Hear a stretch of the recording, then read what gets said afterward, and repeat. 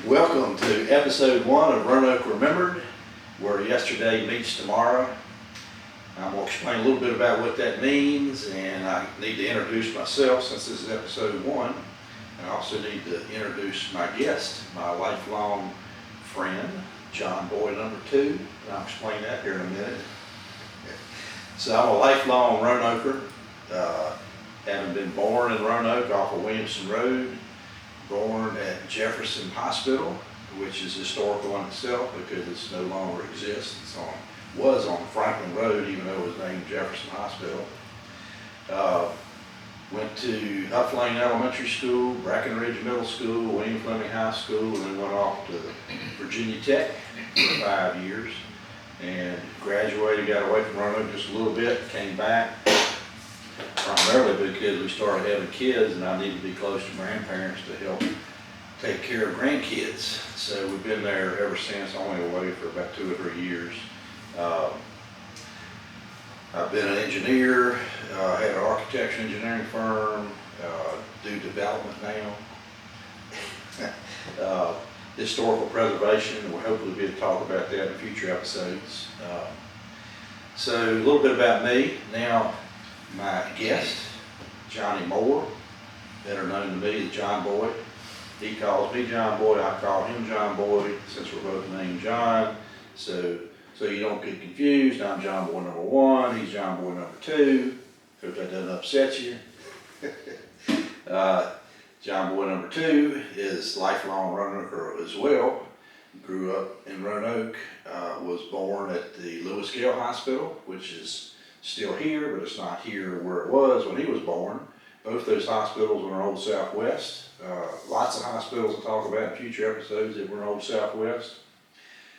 John Boy number 2 went to Tech 2, also went to Preston Park, which is actually closer to me than Huff Lane, but it was across Williamson Road, so we're both Williamson Road boys. Went to Brackenridge, went to William Fleming, went to Virginia Tech. So we got together principally in Virginia Tech as roommates. We're roommates there, roommates after Tech while we were both single. So roommates about 5 years. He stayed at Tech, got his master's degree in history, then went to UVA, got his doctorate in history at UVA, and he is just retired, and he is Professor Emeritus from Radford University, having served Radford University for 37 years as a history professor. Has written 3 books, untold numbers of publications, has spoken on those publications all over the United States. And I wanted him, I thought it'd be very appropriate to have him here because, which is what I want to do now, is talk a little bit now about why Roanoke remembered, why remember Roanoke. And I want remembering Roanoke to be more than just 2 old guys talking about nostalgic things about when they were kids, because one thing about nostalgia, you can remember things and they're always perceived better than maybe they actually were. You kind of build it up and doesn't necessarily relate to today, but what I want to make sure is in Roanoke Remember, we talk about things in the past in Roanoke that have historical significance, things that we can take value in, things that moving forward that people can learn from what has happened in the past. And not just two old men rambling towards each other. It may be a place, and we can talk about different places over the years that have been one thing and it's become something else that have specific meaning relative to now. We can talk about events that have passed in the past. One event comes to mind is the Victory Stadium football game between VMI and VPI. We can talk about that and how that informs today. How it's perceived back in the day. We can talk about people, which is probably some of the more important things. Talk about our mentors. Talk about significant figures in the past that have had positive outcomes for Roanoke that have lived beyond them. It may be future mayors. It may be former mayors. It may be former race activists that have changed things in Roanoke. Lots and lots of opportunities there. Organizations that have existed in the past, some still exist, some don't. Organizations have a significant part in today, even though they may have just existed in the past. Government highlights, we can talk about, like I said, former mayors and former city managers, people that we've learned things from, people that have had a great effect for the valley. So what I want to do now, again, is to emphasize why I feel like history is important. But I can't talk about history as an expert, because I'm not an expert in history, but I know enough about it to know that it's important. So I brought my own expert to talk about why history is important, and particularly how history is important in informing Roanoke today. So John Boy #2, can you take it away and help inform us about that? So you're ready to kick some past? I am. All right then, let's do it. So that's actually how I introduced usually the first day of classes that I taught, is kick some past.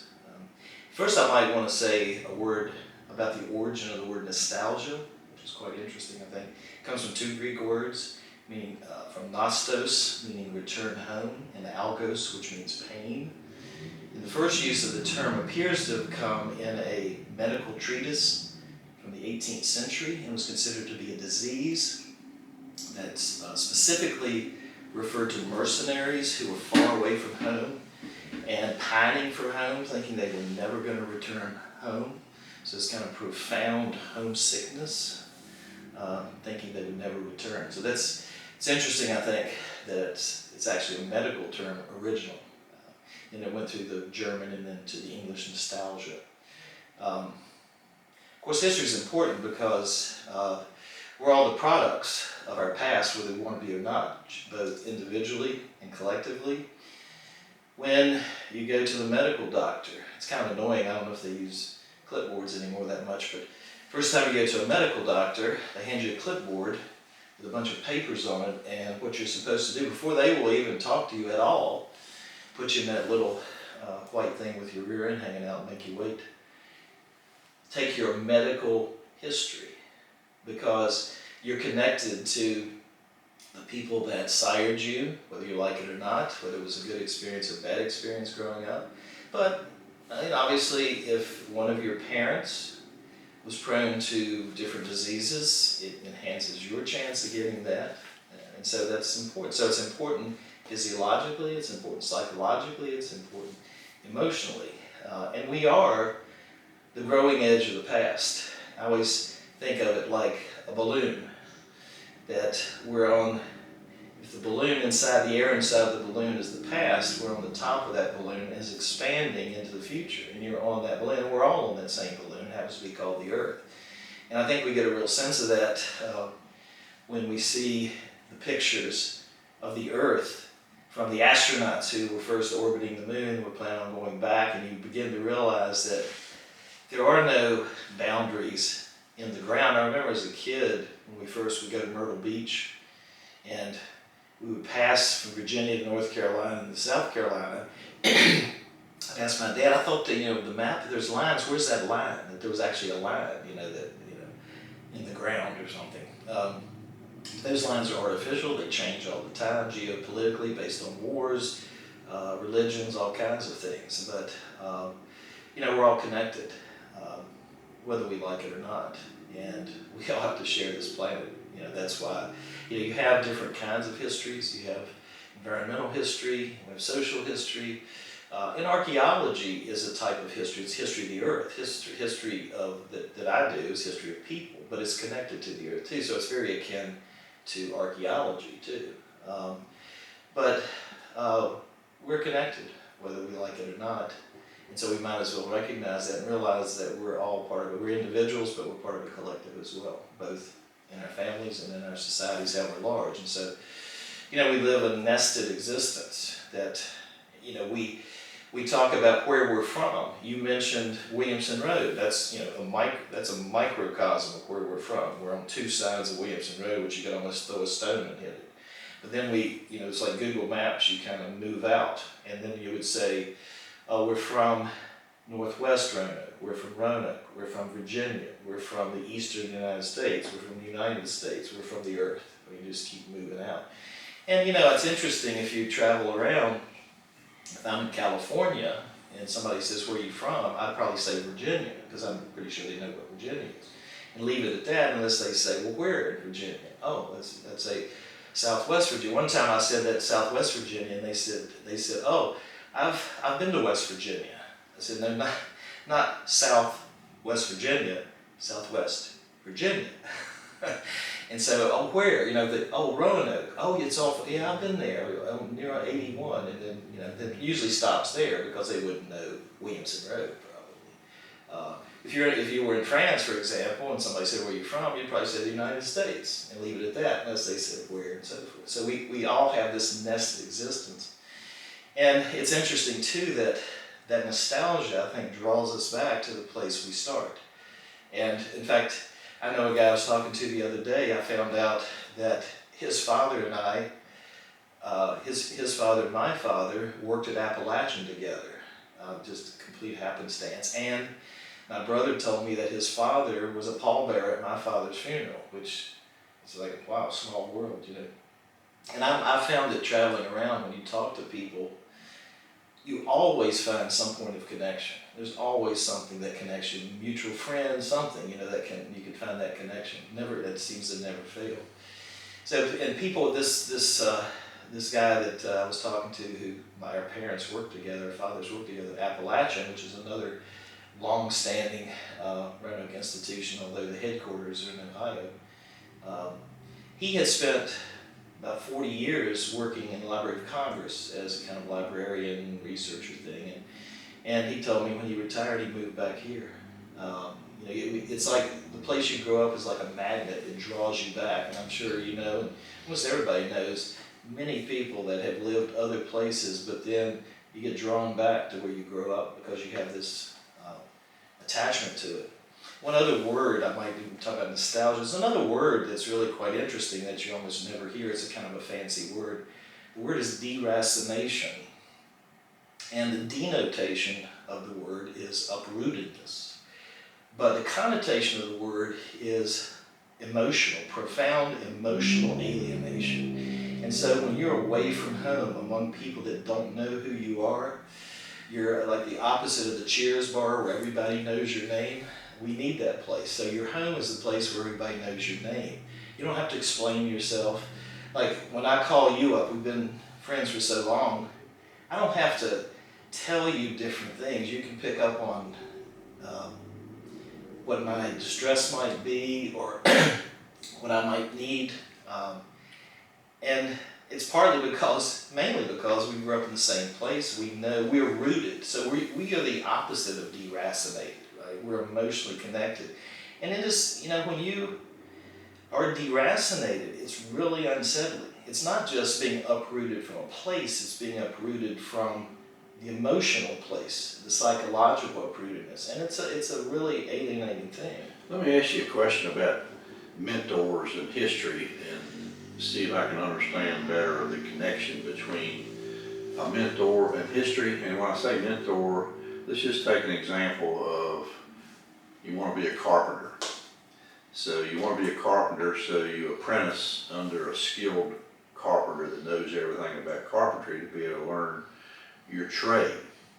That person before you has learned his trade, and his trade as a whole has progressed over his lifetime to be from down here up to here. Now he's passing that on to another person, and that new person ain't going to start back here somewhere. They're going to start up here where the industry as a whole has progressed.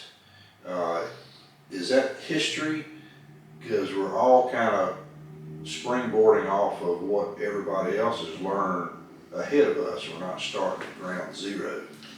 There's a quote by, I believe it's Francis Bacon, that we stand on the shoulders of giants as we move forward, and that's kind of what you're talking about. You don't have to go back to square one. You don't go, do not pass go, do not go forward. You stand on the people before, and so, but you're connected to them. You wouldn't be able to move forward without those people.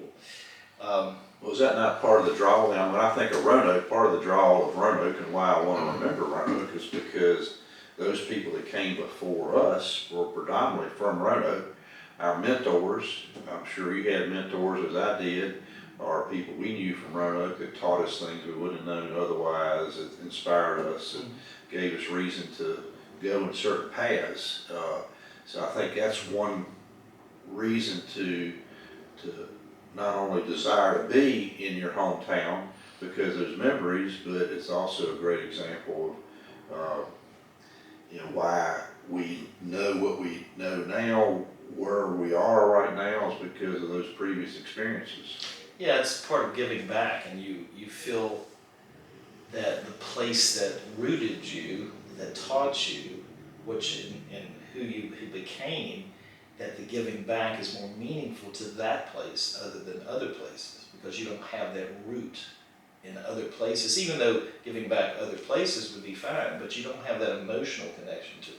Well, let's take some other examples of things that we'll be talking about in Roanoke Remembered in future episodes, but kind of shed some light from a historical perspective why it may be important. Let's just take places as an example. And when I was thinking of places, one of the things I was thinking about is places that were one thing when I was a kid, they became something else later on in life, and now they're actually a third thing. They've become a moving target in terms of what they did and how they contributed to Roanoke. And one I thought of was the Social Security building downtown on Jefferson Street, which is a prominent building now. You go there, old people go there now, like you and I, to get her to modify our Social Security payments and that sort of thing. But when we were kids, that was the Elks Lodge with the Moose Lodge. No, I'm sorry, the Elks Lodge. Some kind of lodge. Some kind of big animal, but it had the elk out front. Now the Elks moved over off of Brown to the new Elks Lodge, and then the Elks Lodge was torn down, and it became the Roanoke Motel. The Roanoke Motel ended up being a dormitory for Roanoke College, and now it's a Social Security building. Yeah, I know all these things because I'm old enough to experience it. Someone now in Roanoke would just know it as a Social Security building. Is there any merit at all in that from a historical perspective? Oh, absolutely. The thing I think about, there's a term called environmental racism, which every city's experienced. In fact, Roanoke, even to this day, is one of the most segregated cities in America. Environmental racism happened in most every city in the 70s in the interest of urban renewal, which was urban destruction, really. And what that refers to is, when interstates come through in the name of progress, where do they go through? They go through typically black neighborhoods that are able to muscle these people out who have no political agency to say, no, we want to protect our culture and our heritage, and they had no ability to do that. And so you see this all over America. And I think specifically in Roanoke, I think of, our parents' generation, the Tom Brokaw greatest generation, which I have a problem with that term, but it's another story. But they certainly were not the greatest generation related to race. And I remember what you're talking about, where the Civic Center is now, the Roanoke Civic Center, that was the segregated black area. And that's an example of environmental. And that's going to be a topic of a couple different episodes coming up too. Yeah. So that's an example of environmental racism. We would just kind of mow through there. Well, think about that personally. What if Williamson Road had been that urban renewal and our homes weren't there anymore?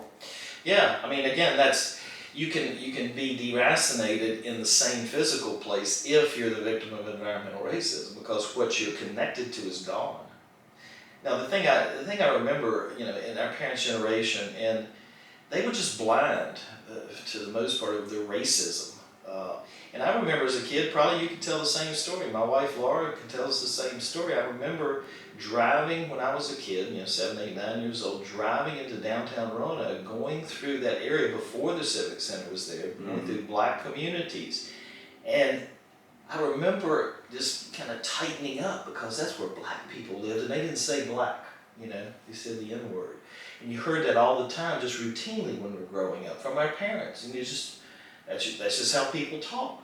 And I remember just kind of tightening up, like somebody was going to jump in our car or something, driving through. We better get through here quick, Yeah, it never was perceived as this is a community of people that are, loving people just like the people on Williamson Road. They have families. Yeah, they're trying to raise their kids, trying to keep them safe, trying to teach them, going to school. That somehow. Well, I'm glad you brought that up because that is going to be a feature of some future episodes. So, place is important, and whether your place is there when you grow up is important too. So whether things are torn down, which is gonna be actually next episode we're gonna have us talk about the Evans house, which is one of the oldest houses in Roanoke that may be torn down. It's talking about that as a historical place, which is important.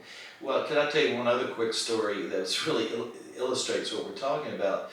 I taught at Radford with a guy named Reggie Sharif, who lived in Rugby area. He still does, as far as I'm aware, unless he's moved. He retired about 2 years ago or so. And he was in the political science department. And he was involved in some of the uncovering of some of the Roanoke racial issues in several books. And so in the book I used in the class, I had him come in as a guest because he was crucial to all this. And he didn't, I don't think he knew, though, you know, we'd gotten together a couple of times over the years, I don't think he knew I was from Roanoke. And so his payment for coming to my class, I took him out to dinner and we got to chat. And how, you know, he grew up in the Rugby area. And his best friend was Milton Long, the guy I played at William Fleming, played on the basketball team with. And the line for Fleming and Addison went right through his neighborhood. So some of his friends went to Fleming, he had gone to Addison. Now Reggie's a great guy, and this is you know, as the crow flies, I lived probably 2-3 miles from him as the crow flies, but racially it was 1,000,000 miles away. And it's just a shame, and I told this to the class at the time, that it's just a shame that the way segregation worked, that if it had been a different way, I would have known Reggie growing up, and we probably would have been good friends like you and I were. Well, I'm glad you brought all this up because, you know, when I say Roanoke Remember, when I say that, I want to remember the good and the not so good, the good, bad, and the ugly, because as I said earlier, when you're nostalgic, you think everything was better than it was. Just like you say, the best generation, the greatest generation. You know, maybe they were in some things, but they weren't in others, just like this generation is. So I don't want to be two rambling old guys that think that everything was better back in the day than it is right now, because that's not true. So we want to talk about those things that weren't so good as well. Another example of that for me is Villa Heights Baptist Church, which we have under renovation now to become a church. The reason Villa Heights Baptist Church was empty for 40 years was because of white flight. It was a neighborhood that was all white. And then because of urban renewal, people started moving towards the Villa Heights area that were black, and it scared the white people away, and the church became empty because they built another church out in the suburbs so they could be comfortable. So those some of the kinds of things that I think historically we need to remember going forward. Yeah, there's actually a historical fallacy of this called the rose-colored glasses fallacy. That is, when we look at the past, we tend to put on rose-colored glasses and not see the negative things. And it's part of this, you know, oh, in the good old days, things were better. No, they weren't. In fact, in many ways, they were worse. One of the ways I always started my survey level classes with students was to say, look, the United States is a tale of two countries. We're a great country and we're a terrible country. Both of those are true. And so to get the true history of the past, you've got to look at both the negative and the positive. That the ideals that we espoused are fantastic. You know, all men are created equal and all that. These are great ideals. Who can argue with those? But the reality is quite different. And so I would say in general, our struggle nationally and locally throughout the United States has been to try to close the gap between the ideals and the reality. And it's not a straight line, you know, and I would say in the last 10 decades or so, we've taken 2 or 3 steps backward on closing that gap between the reality and the Well, that's what I like to learn going forward with Roanoke Remembered is, you know, the things that have been corrected, that weren't right, things that we're still working on, and things that we can learn from. And I know people's going to be a big part of that. One of the things I want to look at in Roanoke Remembered is, you know, personalities in the past, whether it be, I've mentioned the mayor a couple times. I think, you know, one of the best mayors we've ever had in the past is Noel Taylor. Mm-hmm. First black mayor for Roanoke, did a lot of good for Roanoke. And so if you explore a life like that and understand what contributions he made to Roanoke, then we can benefit from that and try to mimic some of those things going forward. Or think about the city manager that we've had in the past. I think of Bern Ewart, who did Design 79, which kind of brought the market back to life downtown. That, you know, some people just don't remember because they're too young to remember it. So old guys like us can bring that stuff out and talk about it and use that for, well, where do we need another design 79?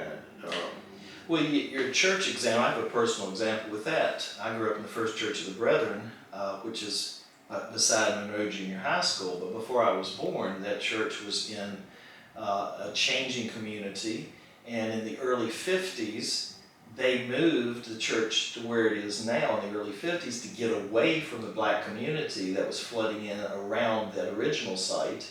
And then the same thing happened at the new site.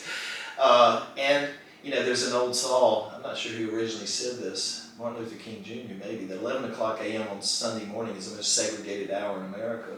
And there's a black church literally next door to First Church of the Brethren. And I don't think First Church even now has any black members, and vice versa for white members of that church. But what they have done, as a bow, I suppose, to some kind of reconciliation, is to have, they even did this when I was a kid, one Sunday out of the year they would have the black pastor take the pulpit in our white church and vice versa. Well, one thing I'm excited about, and we're going to have to wrap it up, you know, I mean, we could talk all day, I think, and I'm excited about some of the things I know we're going to talk about in the future, but I attend a church called the Hill Church, which is going to be occupying the old Villa Heights Baptist Church, and it's, I think, the first fully integrated church in Roanoke where half the members are white, half the members are black, which is very unusual, but it's very, very refreshing and very 21st century, because we certainly didn't experience that growing up. So in the future, in our next podcast, which will hopefully be 1 week from now, we're going to talk about the Evans House and possibly Evans Spring, or maybe break that up into 2 different episodes. But the Evans House, for those who don't know anything about that house, it's reportedly the oldest still standing house. I say standing with quotes around it because it's not standing very well. Will be our next topic of discussion. I'll have a guest come in, a historical preservationist, that will help me with that episode, and also hope to talk about mentors, about people that were our mentors in the past and how that affected us. And I've got 20 or 25 different topics lined up right now, and hopefully have someone of your caliber coming in here to talk to us each time, to lead us in that discussion. Whatever the topic of the day is, it'll be a professional or someone very skilled in that particular area. So next week I'm hoping to have a historic preservationist to help me talk through Evans House. So any parting comment before we adjourn this episode number 1? I have a couple things, I suppose, but I know we're out of time. You were talking about mentors in history. Yeah, there's an analogy historically the guild system had the apprentices, journeymen, and masters, and it operated different in America because you owned your own shop, you're the master. But we have the same thing in history in a sense with history majors, that typically there's a class like History 295 at Radford where we teach history majors how to do research, the primary sources, and how they have to write papers based on what historians actually do. When I taught survey level classes to non-history majors mostly, it's sort of like the craftsman who would give somebody an instruction on how to assemble something. With historians teaching history majors, it's like we're teaching them how to make that thing, not just how to assemble it. Well, this concludes episode number 1, and I appreciate it, John Boyd, for all your historical perspectives. And you need to double my pay. Okay, I'll do that. Thank you. Join us next week.